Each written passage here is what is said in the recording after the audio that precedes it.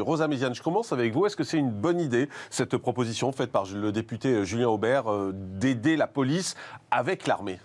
Écoutez, je crois vraiment qu'on a de plus en plus affaire à des députés qui sont impactés par la télé-réalité. Parce que pour proposer ce genre de choses, c'est avoir une totale méconnaissance de ce qui se passe dans les quartiers, mais surtout de la question sécuritaire.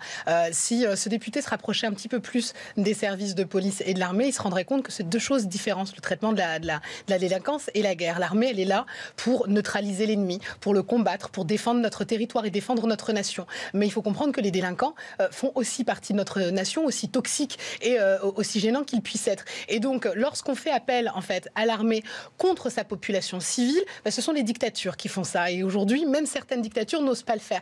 Donc, si le député faisait un travail un petit peu plus sérieux, il se rendrait compte qu'il existe un certain nombre de solutions, parce qu'on imagine quoi. Mais on ne les met pas vraiment en place en ce moment, ces autres solutions. On ne les met pas en place, mais ça fait des années qu'on ne les met pas en place. Oui. On imagine quoi? Avoir des militaires, en fait, avec leurs FAMAS, leurs pistolets automatiques, intervenir dans les quartiers pour sécuriser la population ou sécuriser les interventions de police, et puis quoi demain? Les chars d'assaut, la cavalerie, enfin, faut juste avoir un tout petit peu de sérieux. Parce que même lorsqu'on a un périple meurtrier, comme l'histoire du Bataclan, on avait 8 militaires de la mission Sentinelle qui n'ont pas pu intervenir. Parce que lorsqu'on n'est pas dans un terrain de guerre, on n'intervient pas. C'est ça, l'armée. L'idée du député, c'est d'escorter les policiers, en fait. C'est d'aider les policiers à faire leur travail. Mais moi, ça me fait peur qu'un député ait autant une méconnaissance, en fait, de ce que c'est que l'armée dans notre pays et ce que c'est que la guerre.